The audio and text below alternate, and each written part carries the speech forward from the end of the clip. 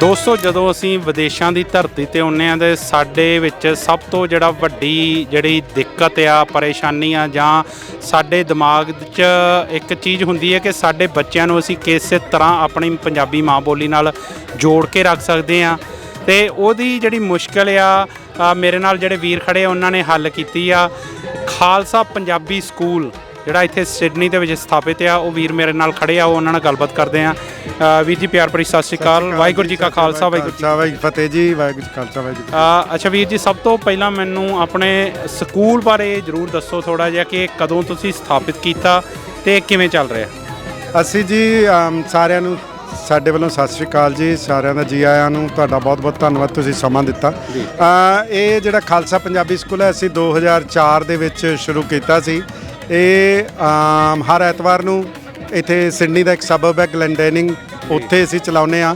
ਸਾਡੇ ਕੋਲ ਸਕੂਲ ਦੀ ਪੂਰੀ ਇਮਾਰਤ ਹੈ ਅਤੇ ਜਿਵੇਂ ਸਕੂਲ ਪ੍ਰੋਪਰ ਹੁੰਦੇ ਨੇ ਅਸੀਂ ਉਸ ਤਰੀਕੇ ਦੇ ਨਾਲ ਸਕੂਲ ਚਲਾਉਂਦੇ ਹਾਂ। ਕਲਾਸਿਸ ਬਕਾਇਦਾ ਕਲਾਸਾਂ ਨੇ, ਕਲਾਸਾਂ ਦੇ ਵਿੱਚ ਟੀਚਰ ਹੁੰਦੇ ਨੇ। ਸਾਡੇ ਕੋਲ ਇਸ ਸਮੇਂ ਤਕਰੀਬਨ 175 ਬੱਚੇ ਨੇ ਅਤੇ ਇਸ ਸਾਲ ਤੋਂ ਅਸੀਂ ਦੂਜੀ ਬ੍ਰਾਂਚ ਆਪਣੀ ਸ਼ੁਰੂ ਕੀਤੀ ਹੈ, ਜਿਹੜੀ ਕਿ ਮਾਸਟਰਨ ਪਾਰਕ ਦੇ ਵਿੱਚ ਨਾਰਥਬੋਰਨ ਪਬਲਿਕ ਸਕੂਲ 'ਚ ਲੱਗਦੀ ਹੈ। ਅਤੇ ਹਰ ਐਤਵਾਰ ਵਾਲੇ ਦਿਨ ਚਲਾਉਂਦੇ ਹਾਂ ਜੀ ਅਸੀਂ। ਐਤਵਾਰ ਨੂੰ ਮਾਸਟਰਨ ਪਾਰਕ ਵਾਲਾ ਸਕੂਲ 2:30 ਵਜੇ ਸ਼ੁਰੂ ਹੁੰਦਾ ਹੈ ਅਤੇ ਗਲੈਂਡੇਨਿੰਗ ਵਾਲਾ ਵੀ 2:30 ਵਜੇ ਸ਼ੁਰੂ ਹੁੰਦਾ। ਉਹਦੇ 'ਚ ਅਸੀਂ ਕਈ ਚੀਜ਼ਾਂ ਇਨਕੋਰਪੋਰੇਟ ਕੀਤੀਆਂ ਹੋਈਆਂ ਨੇ, ਜਿਵੇਂ ਪੰਜਾਬੀ ਲੈਂਗੁਏਜ ਦੇ ਨਾਲ ਨਾਲ ਅਸੀਂ ਆਪਣੀ ਜ਼ੁਬਾਨ ਦੇ ਨਾਲ ਨਾਲ ਬੱਚਿਆਂ ਨੂੰ ਪਬਲਿਕ ਸਪੀਕਿੰਗ ਸਿਖਾਉਂਦੇ ਹਾਂ। ਅਤੇ ਅੱਧੇ ਘੰਟੇ ਦੀ ਸਾਡੀ ਉਹ ਕਲਾਸ ਹੁੰਦੀ ਹੈ। 3 ਤੋਂ 4:30 ਵਜੇ ਤੱਕ ਬੱਚੇ ਪੰਜਾਬੀ ਸਿੱਖਦੇ ਨੇ। ਉਸ ਤੋਂ ਬਾਅਦ ਬੱਚੇ ਸਪੋਰਟਸ ਵੀ ਕਰਦੇ ਨੇ ਅਤੇ ਗਿੱਧਾ ਭੰਗੜਾ ਵੀ ਸਿੱਖਦੇ ਨੇ। ਇਹ ਛੋਟੀ ਜਿਹੀ ਸ਼ਾਰਟ ਦੇ ਵਿੱਚ ਸਾਡੀ ਜਾਣ ਪਛਾਣ ਹੈ ਜੀ। ਹਾਂਜੀ ਬਿਲਕੁਲ। ਸੋ 2004 ਦੇ ਵਿੱਚ ਤੁਸੀਂ ਇਹ ਖਾਲਸਾ ਸਕੂਲ ਦੀ ਸਥਾਪਨਾ ਕੀਤੀ। ਜਿੱਦਾਂ ਤੁਸੀਂ ਦੱਸ ਰਹੇ ਹੋ ਕਿ 175 ਬੱਚੇ ਲਗਭਗ ਜਿਹੜੇ ਉਹ ਤੁਹਾਡੇ ਨਾਲ ਜੁੜ ਚੁੱਕੇ ਆ। ਸੋ ਤੁਹਾਡੇ ਆਉਣ ਵਾਲੇ ਸਾਲਾਂ 'ਚ ਕਿਵੇਂ ਦੇ ਪਲਾਨਸ ਆ ਇੱਦਾਂ ਦੇ ਸਕੂਲ ਹੋਰ ਸ਼ਹਿਰਾਂ 'ਚ ਸਥਾਪਿਤ ਕਰਨ ਦੇ? ਕਿਉਂਕਿ ਮੈਨੂੰ ਯਕੀਨ ਹੈ ਕਿ ਰਿਸਪੌਂਸ ਤੁਹਾਨੂੰ ਜਿਹੜੀ ਸੰਗਤ ਵੱਲੋਂ ਬਹੁਤ ਵਧੀਆ ਮਿਲਿਆ ਹੋਣਾ ਆ। ਜੀ ਸਾਰਿਆਂ ਦਾ ਬਹੁਤ ਬਹੁਤ ਧੰਨਵਾਦ ਹੈ ਜੀ। ਸਾਡੇ ਕੋਲ ਜਿਹੜਾ ਸਿਸਟਮ ਹੈ ਅਸੀਂ ਸਿਸਟਮ ਇਹ ਵੈਸਟਰਨ ਸੁਸਾਇਟੀ ਦਾ ਜਿਹੜਾ ਸਿਸਟਮ ਹੈ ਵੋਲੰਟਰੀਜ਼ਮ ਵਾਲਾ, ਉਹਦੇ ਸਿਰ ਦੇ ਉੱਤੇ ਅਸੀਂ ਇਹ ਐਸਟੈਬਲਿਸ਼ ਕੀਤਾ ਸੀ। ਅਸੀਂ ਪਰਿਵਾਰ ਸੀ ਥੋੜ੍ਹੇ ਜਿਹੇ ਜਿਹੜੇ ਰਲ ਮਿਲ ਕੇ ਗੁਰਬਾਣੀ ਸਾਡੀ ਸੰਸਥਾ ਹੈ ਸਿੱਖ ਖਾਲਸਾ ਮਿਸ਼ਨ, ਅਸੀਂ ਉਹਦੇ ਦੇ ਨਾਲ ਜੁੜੇ ਹੋਏ ਸੀ। ਉਹਦੇ 'ਚੋਂ ਅਸੀਂ ਜੁੜੇ ਹੋਇਆਂ ਨੇ ਫਿਰ ਪੰਜਾਬੀ ਸ਼ੁਰੂ ਕੀਤੀ ਅਤੇ ਪਰਿਵਾਰਾਂ ਨੇ ਸਾਰਿਆਂ ਨੇ ਰਲ ਕੇ ਇਹ ਉਪਰਾਲਾ ਕੀਤਾ। ਅੱਗੋਂ ਵੀ ਐਵੇਂ ਹੀ ਹੈ। ਜਿੰਨੇ ਪੇਰੈਂਟਸ ਨੇ ਹੁਣ ਜਿਹੜੇ ਬੱਚੇ ਆਉਂਦੇ ਨੇ ਉਹਨਾਂ ਦੇ ਜਿਹੜੇ ਮਾਪੇ ਨੇ ਉਹ ਸਾਡੇ ਨਾਲ ਇਹਨੂੰ ਔਰਗਨਾਈਜ਼ ਕਰਨ ਦੇ ਵਿੱਚ ਮਦਦ ਕਰਦੇ ਨੇ। ਅਤੇ ਜਿਹੜੇ ਬਾਕੀ ਸ਼ਹਿਰਾਂ ਦੀ ਗੱਲ ਤੁਸੀਂ ਕਰਦੇ ਹੋ, ਉਹਦੇ 'ਚ ਅਸੀਂ ਕਿਤੇ ਵੀ ਪੰਜਾਬੀ ਸਕੂਲ ਕਿਤੇ ਵੀ ਕੋਈ ਖੋਲ੍ਹਣਾ ਚਾਹੁੰਦਾ ਉਹਦੀ ਅਸੀਂ ਮਦਦ ਕਰਦੇ ਹਾਂ। ਸਾਡੇ ਕੋਲ ਆਪਣੀਆਂ ਕਿਤਾਬਾਂ ਦੇ ਸੈੱਟ ਨੇ ਜਿਹੜੇ ਅਸੀਂ ਸੈੱਟ ਆਪ ਲਿਖੇ ਹੋਏ ਨੇ। ਸਾਡਾ ਜਿਹੜਾ ਪੜ੍ਹਾਉਣ ਦਾ ਤਰੀਕਾ ਹੈ ਉਹ ਇੱਕ ਅਲੱਗ ਤਰੀਕਾ ਹੈ ਬਾਕੀ ਪੰਜਾਬੀ ਸਕੂਲਾਂ ਨਾਲੋਂ। ਅਸੀਂ ਵੈਸਟਰਨ ਸੁਸਾਇਟੀ ਦੇ ਫੋਨੈਟਿਕਸ ਵਾਲੀ ਜਿਹੜੀ ਸਿਸਟਮ ਹੈ ਉਹਨੂੰ ਅਡੋਪਟ ਕੀਤਾ ਹੋਇਆ, ਉਹਦੇ ਸਿਰ 'ਤੇ ਕਰਦੇ ਹਾਂ। ਅੱਜ ਵੀ ਸਾਡੇ ਕੋਲ ਬਾਕੀ ਸ਼ਹਿਰਾਂ ਵਾਲੇ ਆ ਕੇ ਮਿਲ ਰਹੇ ਸੀ। ਉਹਨਾਂ ਨੂੰ ਅਸੀਂ ਕਿਵੇਂ ਪੰਜਾਬੀ ਸਕੂਲ ਐਸਟੈਬਲਿਸ਼ ਕਰਨਾ ਹੈ, ਕਿਵੇਂ ਜਿਹੜਾ department of education of New South Wales ਹੈ ਉਹ ਤੁਹਾਡੀ ਮਦਦ ਕਰਦਾ ਹੈ, ਉਹਦੇ ਲਈ ਅਸੀਂ ਉਹਨਾਂ ਨੂੰ ਗਾਈਡੈਂਸ ਦਿੱਤੀ ਹੈ ਅਤੇ ਉਹਨਾਂ ਦੀ ਮਦਦ ਕਰ ਰਹੇ ਹਾਂ। ਹੋਰ ਵੀ ਪੰਜਾਬੀ ਸਕੂਲ ਅਸੀਂ ਕੋਸ਼ਿਸ਼ ਕਰਦੇ ਹਾਂ ਕਿ ਜਿਹੜੀ ਕਮਿਊਨਿਟੀ ਆ ਉਹ ਆਪਣੇ ਆਪ ਸੈਲਫ ਰਿਲਾਇੰਟ ਹੋਵੇ ਅਤੇ ਉਹ ਆਪਣੇ ਲਈ ਆਪ ਕਰ ਸਕਣ। ਇਹ ਸਾਡੀ ਕੋਸ਼ਿਸ਼ ਹੈ ਜੀ। ਬਿਲਕੁਲ। ਸੋ ਭਾਜੀ ਹੁਣਾਂ ਨੇ ਕਿਤਾਬਾਂ ਬਾਰੇ ਗੱਲ ਕੀਤੀ, ਇੱਧਰ ਮੇਰੇ ਭੈਣ ਹੁਣਾਂ ਨੇ ਵੀ ਫੜੀਆਂ ਹੈ ਕਿਤਾਬਾਂ। ਮੈਂ ਉਹਨਾਂ ਨਾਲ ਗੱਲਬਾਤ ਕਰਨੀ ਚਾਹੂੰਗਾ ਕਿ ਭੈਣੇ ਤੁਸੀਂ ਆ ਜਿਹੜੀਆਂ ਕਿਤਾਬਾਂ ਜਿੱਦਾਂ ਭਾਜੀ ਹੁਣੀ ਦੱਸ ਰਹੇ ਕਿ ਸਾਰੀਆਂ ਤੁਸੀਂ ਆਪ ਤਿਆਰ ਕੀਤੀਆਂ, ਇਹਦਾ ਮੈਟਰ ਤੁਸੀਂ ਆਪ ਤਿਆਰ ਕੀਤਾ ਆ। ਅਤੇ ਇਹਦੀਆਂ ਕਿਤਾਬਾਂ ਬਾਰੇ ਮੈਨੂੰ ਥੋੜ੍ਹਾ ਜਿਹਾ ਦੱਸੋ ਵੀ ਕਿਹੜੀਆਂ ਕਿਤਾਬਾਂ, ਅਤੇ ਬੱਚਿਆਂ ਨੇ ਜੇ ਨਿਊ ਸਾਊਥ ਵੇਲ ਤੋਂ ਬਾਹਰ ਬੱਚਿਆਂ ਨੇ ਕਿਸੇ ਨੇ ਜੇ ਬ੍ਰਿਸਬੇਨ ਜਾਂ ਐਡੀਲੇਡ ਦੇ ਬੱਚਿਆਂ ਨੇ ਇਹ ਕਿਤਾਬਾਂ ਲੈਣੀਆਂ ਹੋਣ, ਮੰਗਵਾਉਣੀਆਂ ਹੋਣ, ਅਤੇ ਉਹ ਕਿੱਦਾਂ ਲੈ ਸਕਦੇ? ਹਾਂਜੀ ਥੈਂਕ ਯੂ ਤੁਹਾਡਾ ਬਹੁਤ ਬਹੁਤ। ਪਹਿਲਾਂ ਕਿਤਾਬਾਂ ਬਾਰੇ ਮੈਂ ਦੱਸਾਂ, ਇਹ ਕਿਤਾਬ ਨਰਿੰਦਰ ਸਿੰਘ ਨੇ ਆਪ ਡਿਜ਼ਾਈਨ ਕੀਤੀ ਆ। ਅਤੇ ਜੇ ਤੁਸੀਂ ਕਿਤਾਬ ਤੁਸੀਂ ਦੇਖੋਗੇ ਵੀ ਊੜੇ ਆੜੇ ਤੋਂ ਨਹੀਂ ਸ਼ੁਰੂ ਹੁੰਦੀ ਆ, ਹਾਏ ਤੋਂ ਸ਼ੁਰੂ ਹੁੰਦੀ ਆ। ਅਤੇ ਸਾਡਾ ਸੈਕਿੰਡ ਲੈਂਗੁਏਜ ਟੀਚਿੰਗ ਦਾ ਇੱਕ ਡਿਫਰੈਂਟ ਸਿਸਟਮ ਹੈ, ਉਹ ਅਸੀਂ ਫੋਲੋ ਕਰ ਰਹੇ ਹਾਂ। ਰਿਸਰਚ ਬੇਸਡ ਮੈਥੋਡੋਲੋਜੀ ਹੈ। ਅਤੇ ਹਾਏ ਤੋਂ ਸ਼ੁਰੂ ਹੁੰਦਾ ਹੈ ਜੀ ਸਾਡੀ ਕਾਇਦਾ। ਹਾ is very easy to write ਅਤੇ ਬੱਚੇ ਰੈਕੋਗਨਾਈਜ਼ ਕਰਦੇ ਨੇ ਹਾ ਐਜ਼ ਜੇ ਇਨ ਇੰਗਲਿਸ਼। ਅਤੇ ਹਾਹੇ ਤੋਂ ਰਾਰਾ, ਰਾਰੇ ਤੋਂ ਗੱਗਾ, ਗੱਗੇ ਤੋਂ ਸੱਸਾ, ਸੱਸੇ ਤੋਂ ਮੰਮਾ। ਜਦੋਂ ਉਹਨਾਂ ਨੇ 5 ਅੱਖਰ ਸਿੱਖ ਲਏ ਅਤੇ ਸਿੱਧਾ ਅਸੀਂ ਉਹਨਾਂ ਨੂੰ ਕੰਨੇ 'ਤੇ ਲੈ ਕੇ ਜਾਂਦੇ ਹਾਂ। ਮੈਂ ਤੁਹਾਨੂੰ ਦਿਖਾਉਂਦੀ ਹਾਂ।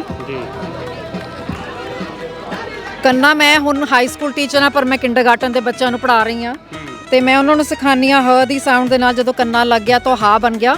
ਇਹਦਾ ਮਤਲਬ ਹਾ ਇਹਨੂੰ ਸੁਪਰ ਪਾਵਰ ਮਿਲ ਗਈ। ਅਤੇ ਉਹਦੇ ਨਾਲ ਜਦੋਂ ਰਾ ਬਣ ਗਿਆ ਹਾਰ ਵਰਡ ਬਣ ਗਿਆ। ਬੱਚਿਆਂ ਨੂੰ ਲੱਗਦਾ ਲੈ ਸਾਨੂੰ ਤਾਂ ਲਿਖਣਾ ਆ ਗਿਆ। ਸਾਨੂੰ ਤਾਂ ਵਰਡਸ ਬਣਾਉਣੇ ਆ ਗਏ। We can join words together and put some super power in the middle to make new sounds. ਠੀਕ ਹੈ, ਤੇ ਇਹ ਸਾਡਾ ਥੋੜਾ ਜਿਹਾ ਗੇਮੀਫਾਈਡ ਵਰਜ਼ਨ ਆਫ ਟੀਚਿੰਗ ਹੈਗਾ।